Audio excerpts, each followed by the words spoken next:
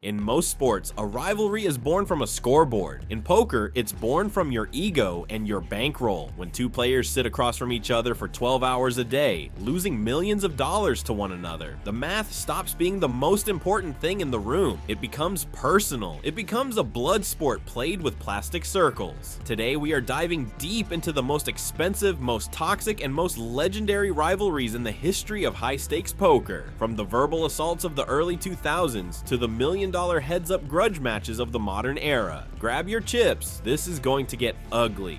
1. The Brat versus the Mouth, Phil Hellmuth versus Tony G. You're a disgrace to the game. Can you please shut up? You're destroyed. You can never get your money back. You like to kick people when they're down, is what you like to do. I don't want to kick people. This is just a game. If Phil Hellmuth is the poker brat, then Tony G is the schoolyard bully who specifically knows how to take Phil's lunch money. This isn't just a clash of styles, it's a clash of temperaments. Disgrace to the game. Can you please shut up? You're destroyed. You can never get your money back. You like to kick people when they're down, is what you like to do. I don't want to kick people. This is just a game. The tension peaked during the 2006 big game. Tony G famously lied about his hand, told Phil he hadn't looked at his cards, and then snapped him off with ace-king. "I didn't look, I'm playing for the fans," Tony shouted, while Phil turned a shade of red rarely seen in nature. Phil had ace-jack, and believing Tony was gambling blind, moved all in for his final $30,000. When Tony snap-called and flipped over the dominant big slick, Phil was aghast. "You lied! You're a liar!" Phil screamed. Tony's response became legendary. "Of course I lied. It's poker, Phil. What do you think this is?" Oh, you lied. Of course I lied. It's poker, Phil. What do you think this is? He then proceeded to tell Phil to get on his bike and go home. I'm sorry. I think you should retire. I think it's over. I think you're not there anymore, Phil. I think you should take your coach, get a tandem bike, and get the hell out of here. Take your man, and you boys start driving the bike. Like this. This rivalry defined the televised era. It showed that poker wasn't just about the cards, it was about who could tilt whom first. Tony G realized early on that Phil's greatest weakness wasn't his math, it was his heart rate. To this day, the two can't sit at a table without the oxygen leaving the room. 2.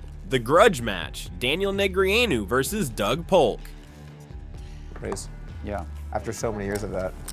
4. Little baby suited connector.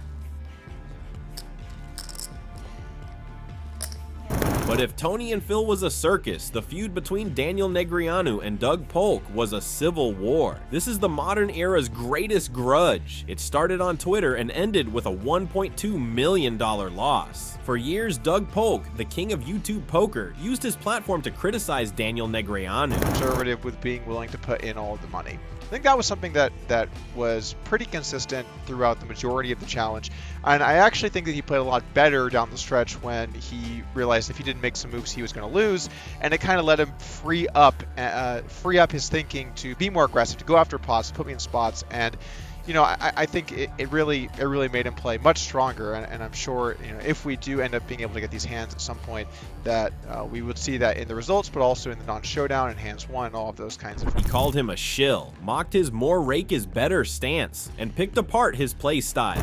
And disaster on this occasion as the jack slides in on the river, giving Polk the pure nuts, and of course Negreanu's going to bet into this 5K. Oh my goodness, Ali.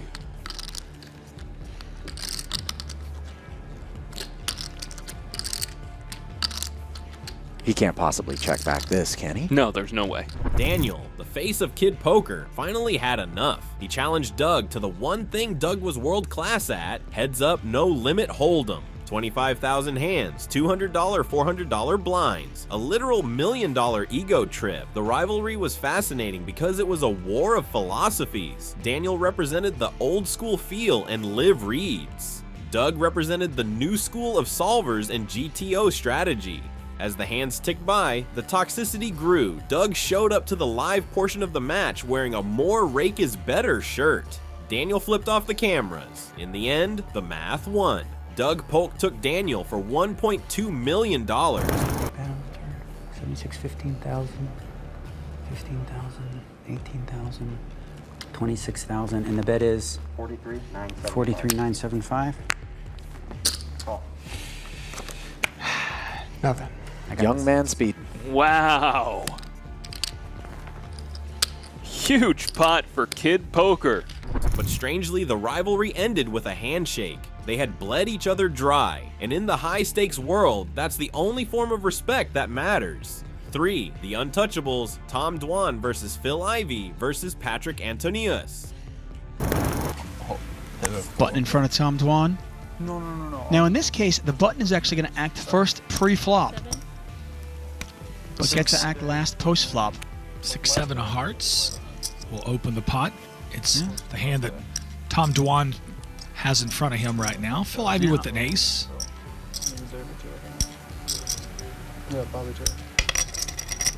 In 2008, a kid named Durr showed up to the biggest live games in the world and decided he owned the place. Tom Dwan didn't just have one rival, he was the rival of the entire old guard. Hard to beat. No, I like that. It's a nice, well-played hand by Tom. I think it's a really good bet sizing on the river.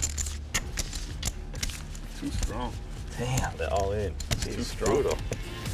I wish there was like not an all-in number. Watching Dwan, Phil Ivey, and Patrick Antonius play was like watching a high-speed car crash where everyone walked away rich. Dwan's rivalry with Ivey was special because it was the only time we saw Ivey look confused. I wouldn't be surprised at all to see a call from Tom Dwan here.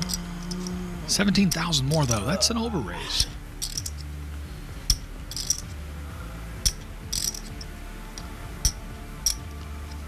Tom Dwan thinking about what to do here. He's got 7-6 of hearts. The peak of this three-way war was the full tilt $1 million cash game. In one iconic hand, Dwan and Ivey built a pot of $1.1 million, the largest in televised history at the time. Both had straights, but Dwan's was higher. The sheer lack of fear from Dwan changed the game forever. The only man brave enough to really take the heat long-term was Patrick Antonius.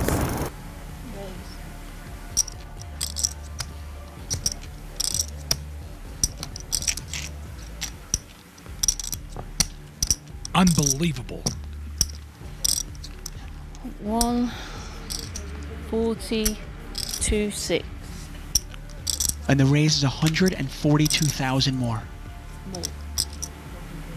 And this is where we're going to see how good is Phil Ivey. He's staring at Dwan's stack, trying to figure out where he's at.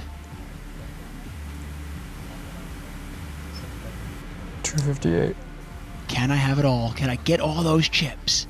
They played the biggest pots in online history, where $1 million swings were just another Tuesday. This rivalry wasn't about insults, it was about pure, unadulterated aggression and who could survive the highest variance. 5. The villain of the vault, Garrett Adelstein versus Nick Airball.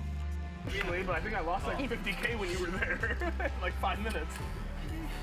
But the modern era has a new king of drama, the feud between the G-Man Garrett Adelstein and the self-proclaimed villain Nick Airball. This rivalry rose from the ashes of the infamous J4 hand, where Garrett accused Robbie Jade Lou of cheating. When Garrett took a break from the spotlight, Nick Airball filled the void, using every live stream to attack Garrett's character. So like, you know, this whole thing with Robbie and, you know, the Jack 4 stuff, I think it's kind of, it's obviously like split the community in a lot of ways, and people still debate whether or not she cheated or not. And I think it's kind of irrelevant at this point. I think it's important that people kind of see it this way. At this point, like, there's no proof she cheated. I think it's just unethical to continue to say she's a cheater. I think it's unfair to her. And like, it just gets to a point where it's like, you can't, like, in the real world, like, I can't just be like, Doug's a murderer. And then you say, prove it. And I say, I don't have any proof, but Doug's a murderer. That doesn't work, right? So it's the same thing in poker. And like, Garrett, this is not the first time Garrett's accused someone of cheating on stream and asked for a refund. Like, that's, people don't know that. But like last year, Shane Kerr came to Hustler Casino Live with a couple of his friends. They played like a couple of days. They lost several $100,000. Afterwards, Garrett texts Shane and says, you guys were colluding against me, and asks him for like a $3K refund. Nick accused Garrett of curating lineups, blocking winning players so he could hunt recreational fish. The beef spilled over from the Hustler Casino live stream to the Doug Polk podcast, where the two traded shots that felt more like a street fight than a card game. Garrett called Nick a bad poker player and a much worse human being, while Nick laughed off a $700,000 loss in a single night just to spite his haters. This is the rivalry of the livestream generation, loud, expensive, and deeply personal. 6. The Legacy Trap, Johnny Chan versus Eric Seidel.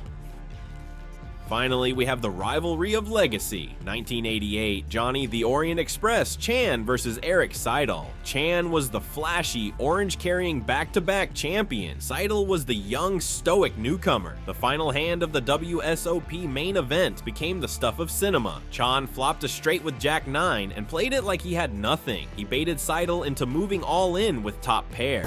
And Chan will put in the 50,000. So the pot is right.